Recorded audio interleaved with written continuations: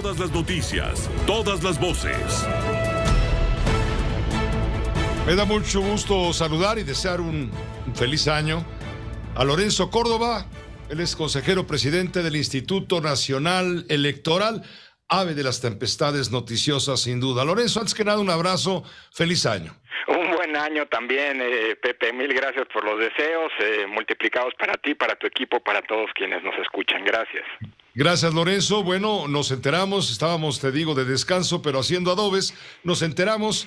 El Tribunal Electoral del Poder Judicial de la Federación le ordena a la Secretaría de Hacienda y Crédito Público reponer a la brevedad al Instituto Nacional Electoral el presupuesto que necesita para llevar a cabo la consulta de revocación de mandato del presidente de la República, y le ordena a la Secretaría de Hacienda ponerse de acuerdo con la de Gobernación, justamente coordinarse pues para evaluar la posibilidad de que haya los fondos necesarios del instituto, si éste ajusta su presupuesto y libera fondos mediante un plan de austeridad.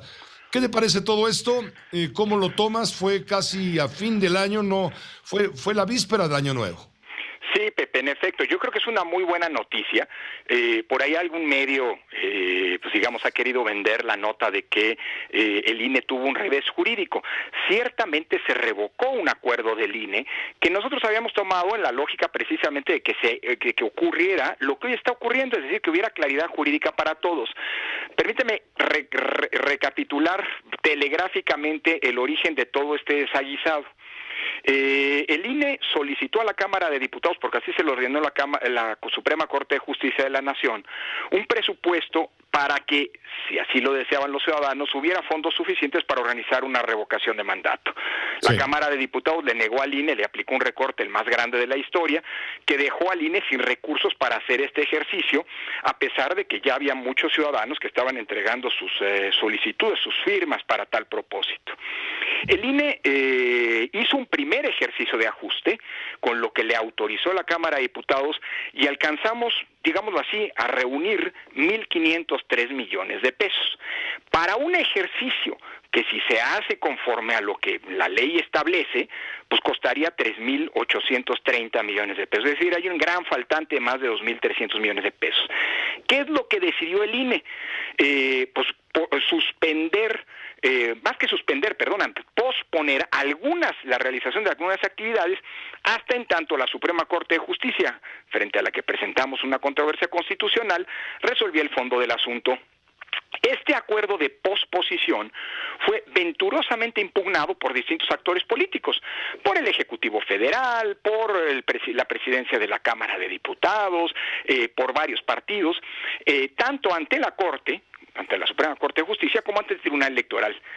Y ambas instancias le ordenaron al INE continuar con las actividades, pero ojo, no es un revés simple y llano, sino que la Suprema Corte de Justicia nos dijo, la Comisión de Receso, 2 ministras, que con los 1.503 millones de pesos que teníamos ya había una viabilidad financiera para hacer la consulta. Es decir, nos pidió que nos fuéramos adelante con ese monto. Y por otro lado, como bien dices, el Tribunal Electoral, si bien nos ordenó continuar con la consulta, también estableció 2 cosas muy importantes. Primera, que hiciéramos todos los esfuerzos necesarios adicionales a los que ya habíamos hecho para reunir esos 1.503 millones de pesos, sin afectar nuestras atribuciones constitucionales, sin afectar los derechos laborales de nuestros trabajadores, sin vulnerar nuestras obligaciones de ley, que viéramos, para decirlo de manera coloquial, si podemos todavía sacarle más jugo a las piedras para ver con cuánto podemos fondear la revocación. Y en caso de no resultar suficiente, ir a la Secretaría de Hacienda para que ésta a solicitar el dinero, que es faltante, para que ésta obligando a ésta a que nos conteste. El año que pasó, Pepe, cuando tuvimos que hacer la revocación de mandato, nosotros fuimos a Hacienda, le pedimos una ampliación presupuestal, y Hacienda, en un oficio de un funcionario de tercer nivel, nos dijo que el gobierno federal tenía otras prioridades y que le hiciéramos como pudiéramos con lo que teníamos. Ahora ya no va a poder decir eso Hacienda. Si nos niega los recursos, nos va a tener que decir de manera fundada y motivada por qué. Y el gran dato hoy, que ya sabemos, es que si no se nos dan esos recursos, que nos negó la Cámara de Diputados primero, y que la Secretaría de Hacienda eventualmente no nos entregue, pues nosotros vamos a tener que hacer la revocación de mandato con lo que tenemos y para lo que nos alcance. Es decir, es una buena noticia que haya claridad jurídica, porque si en el futuro, por la falta de recursos, el INE no puede cumplir con lo que dice la ley de revocación de mandato, en primer lugar, que se instale el mismo número de casillas que la última elección federal, esto es algo así como 161,000, y nos alcanza para la mitad o menos, bueno, ya no será un problema atribuible al propio Instituto Nacional Electoral, y esas son muy buenas noticias. Hay certeza hoy para el INE para saber a dónde vamos, ¿no? Correcto, creo que queda muy claro lo que va a proceder a continuación una vez que Gobernación y la Secretaría de Hacienda se pongan de acuerdo para que el INE, una vez hecho, otra vez, como dices tú, exprimirle más jugo a las piedras, les diga, bueno, pues no podemos si no es con tanto, y Hacienda tendrá que darles ese tanto para juntar los 3,800 millones o lo menos que se pueda, pues. Así es, y si no nos da el monto suficiente, bueno, pues se pondrán tal vez menos casillas, no se cumplirán todos los extremos de la ley, pero ya no va a ser responsabilidad del INE, sino pues de otras autoridades que no generaron los recursos para que nosotros pudiéramos cumplir puntualmente con la ley. Y esas, vuelvo a insistir, son buenas noticias.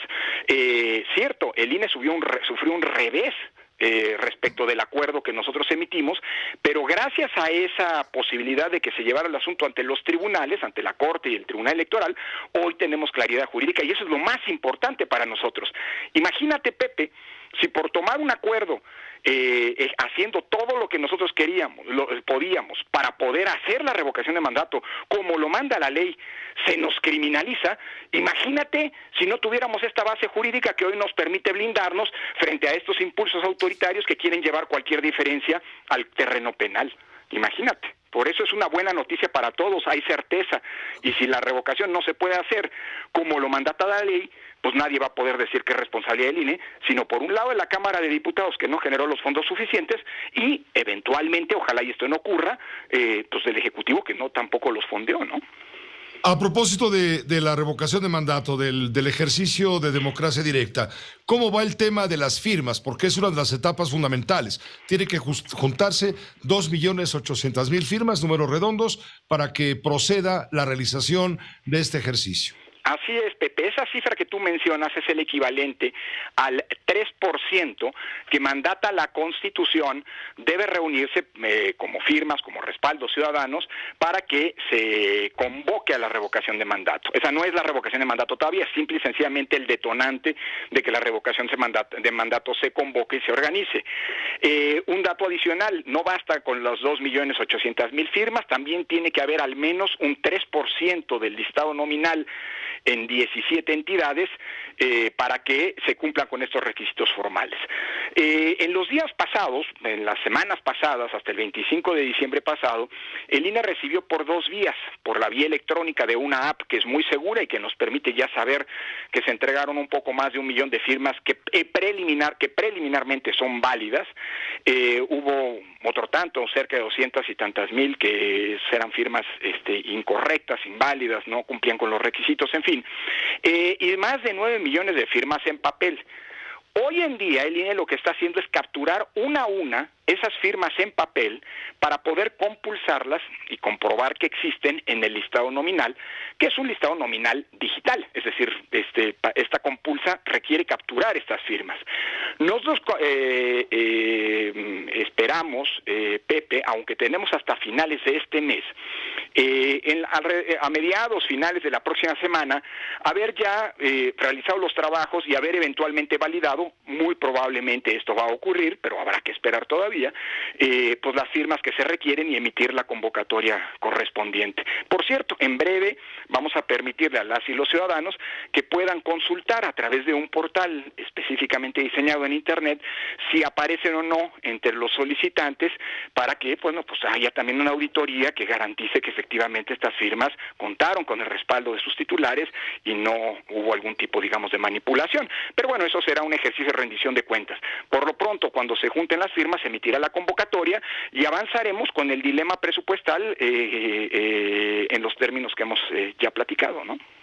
Hay otro asunto, Lorenzo Córdoba, y es el tema que tiene que ver con la denuncia ante la Fiscalía General de la República interpuesta por el presidente de la mesa directiva de la Cámara de Diputados, donde está pidiendo a ustedes que los sancionen gravemente en relación con la revocación. En pocas palabras, claro, que los metan al bote. Si alguien presenta una denuncia penal, no es seguramente para pagarle una vacación en la playa, es para meterlo a la cárcel. Sí, en efecto, Pepe, es muy grave lo que ha ocurrido, porque esta es la primera vez en más de 30 años de existencia de la autoridad electoral, desde que nació el IFE en 1990, y a pesar de que ha habido polémicas en su momento, tú recordarás grandes diferendos, discusiones públicas que se dieron en la herradura de la democracia, controversias por decisiones que en su momento tomó el IFE o el INE, esta es la primera vez en 31 años que alguien se atreve a cruzar esa frontera que yo digo es infranqueable, porque en una democracia constitucional, porque en ella se sustenta todo el arreglo democrático, es decir, no utilizar el brazo penal del Estado para tratar de amedrentar, sancionar a quien piense distinto o tome decisiones que no nos gustan. Qué bueno que el presidente de la Cámara de Diputados decidió, junto con otros actores, recurrir a la Suprema Corte y al Tribunal Electoral. Esa es la arena en donde los diferendos con las decisiones del INE se tienen que procesar jurídicamente. Pero recurrir a las denuncias penales es un gravísimo antecedente, un gravísimo Sí, porque precedente. aunque se desista, Sí. esto se persigue de oficio.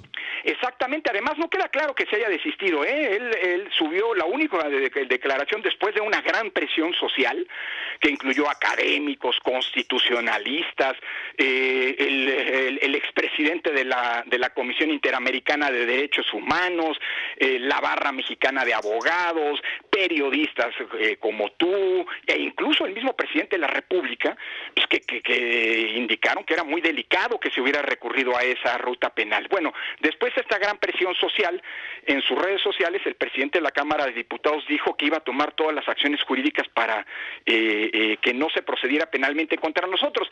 Entendamos, no sé si desistimiento, pero como bien dices, en materia penal, cuando se denuncia a un servidor público, esos delitos se persiguen de oficio. La verdad, nadie tiene claridad de qué medidas jurídicas, como él dijo, tomó para evitar, digamos, cuando decidió rectificar vista esa gran presión social. Sería bueno que nos lo aclararan, pero el punto ahora es que las indagatorias están abiertas, hay carpetas de investigación abiertas, la Fiscalía General de la República está haciendo requerimientos, y llama mucho la atención, pues bueno, que este punto que no debe haberse nunca cruzado, se haya cruzado. ¿Por qué? Bueno, ahora la Fiscalía tendrá, yo supongo, que desestimar delitos que son verdaderamente absurdos. Se nos acusa de delito de colusión de servidores públicos porque 6 consejeros de 11 que integramos el Consejo General nos pusimos de acuerdo para votar en un sentido determinado la posposición de, como te decía, unas actividades de la revocación de mandato. Es tan absurdo como pensar que este delito se concreta cada vez que en la Cámara de Diputados una mayoría se decanta por una ley o un decreto. Es decir, es verdaderamente un sinsentido.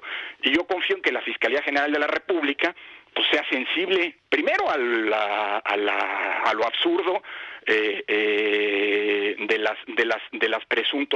esas presuntas acusaciones, y lo segundo, pues bueno, que cierre las carpetas. Pero lo grave, Pepe, es que el precedente ya quedó. Ya hoy sabemos que en México hay actores políticos que están dispuestos a usar la persecución penal para amedrentar, hostigar o perseguir a quien piensa distinto, y peor todavía, a servidores públicos cuyas decisiones no le gustan a uno. Eso es muy delicado. Ahí dice el diputado Sergio Gutiérrez Luna, quien por cierto dio positivo a COVID, él dijo que mientes y que te estás victimizando al afirmar que eres objeto de una persecución penal y política por pensar diferente. Mira, lo primero es que yo también en redes le mandé y lo hago aquí, mis mejores deseos de recuperación. Sé que el diputado Gutiérrez Luna a algunos nos desea la cárcel, yo le deseo que se reponga lo antes posible de esta enfermedad. Hay que cuidarse mucho porque, bueno, pues sabemos lo que es esto. Pero, pues creo que es muy sencillo. Si efectivamente él se desistió, se retractó o está haciendo algo para que no procedan las denuncias penales, sería muy interesante que se hiciera público qué cosa ha hecho, más allá de un tuit. Y segundo, el presidente de un poder que sin consultarlo con sus pares, que sin consultarlo con los órganos de gobierno, con la mesa directiva, con la Junta de Coordinación Política, por lo visto sin consultarlo ni siquiera pues con el presidente de la República, ¿no?, que fue el que lo obligó a retractarse, entre otros, tomó una decisión de esta naturaleza, pues es porque evidentemente si denuncias penalmente a alguien es porque quieres que vaya a la cárcel. Así que sería muy interesante pues que nos explique por qué digo que miento. Hay una denuncia penal abierta en contra de 6 consejeros porque tomamos una decisión en el ejercicio de nuestras atribuciones. Pueden gustar o no, pueden generar polémica o no nuestras decisiones, pero nuestras decisiones, si no gustan, se impugnan ante el Tribunal Electoral o ante la Suprema Corte de Justicia de la Nación. Quien pretenda por nuestras decisiones criminalizar denunciando penalmente, está utilizando abusivamente una función pública para amedrentar a otros funcionarios del Estado. Y eso pues, no es una invención, es simple y sencillamente un hecho. Aquí quien presentó una denuncia de la que parece haberse arrepentido después de haber recibido esa gran presión social y descalificación a diestra y siniestra por su actitud fue él, no yo. Ahora, lo que le molestó seguro fue cuando dijiste que te recordaba esta actitud, te recordaba las peores prácticas de los regímenes autoritarios, ¿no? Pues es que en los regímenes autoritarios el disenso o las decisiones que toman los servidores públicos que no le gustan a uno, normalmente lo primero que se hace es llevarlas a las instancias penales, y eso es lo que hizo el señor diputado.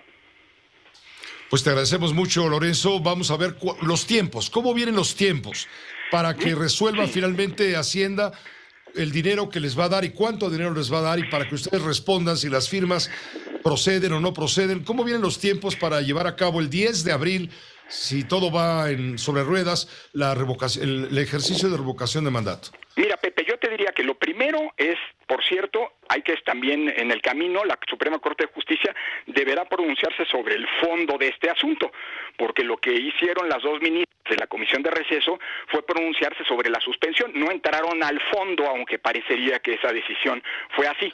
Entonces habrá también que esperar en toda esta ecuación, conjunto de ecuaciones complejas, lo que eventualmente diga la Corte. Sin embargo, más allá de lo que la Corte diga, el calendario en las semanas por venir es el siguiente. Es muy probable que en las próximas 2 semanas tal vez se tenga certeza sobre si se reunió el número de firmas necesario y la dispersión que la Constitución requiere. Eso implicaría que inmediatamente el Consejo General del INE emitiría la convocatoria respectiva. Ahora bien, es muy probable que en estos días, la próxima semana más tardar, el Consejo General del INE tome nuevas medidas para definir si se puede abaratar de alguna manera el costo de la revocación de mandato, por un lado, y por otro lado, si podemos generar todavía mayores economías para abonar a los recursos que hoy se tienen para realizarla. Si faltan estos recursos, como platicamos, se pedirán a Hacienda muy probablemente la próxima semana, y Hacienda, de acuerdo con lo que dijo el Tribunal Electoral, deberá contestarnos en muy pocos días si hay más recursos o si no los hay. Y a partir de eso nosotros tomaremos las decisiones necesarias para determinar el número de casillas a instalar y el volumen del trabajo de organización. Esto es muy importante porque, bueno, Pepe, el día de hoy se instalaron ya los consejos locales para la revocación de mandato en las 32 entidades.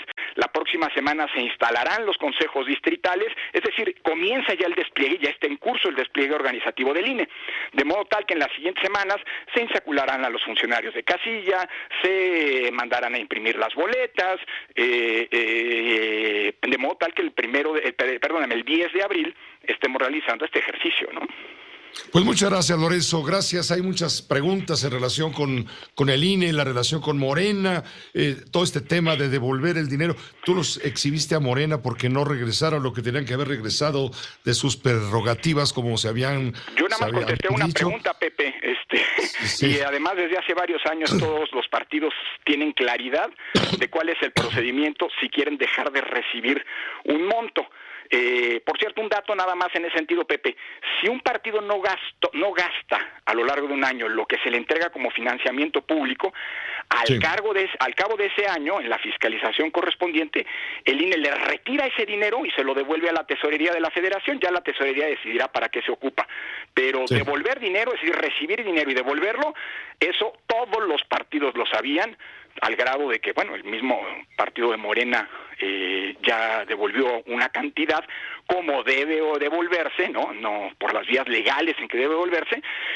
Todos sabían cómo tiene que ocurrir esta no recepción de recursos. Devolver dinero que ya recibiste, la ley electoral no lo permite.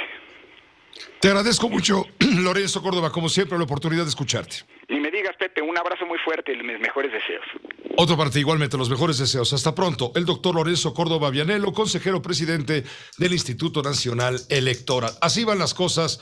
Tercer día del año y esto empieza a tomar compresión y lo que falta. Va a haber elecciones en 6 estados de la República, va a haber revocación de mandato, va a haber que ratificar las firmas, denuncias van, denuncias vienen, respuestas, el fondo, las cosas, Hacienda, Gobernación. En fin, es un tema que no acaba y no cansa. Al contrario, interesa, es importante. Nos permite una pausa, volvemos enseguida.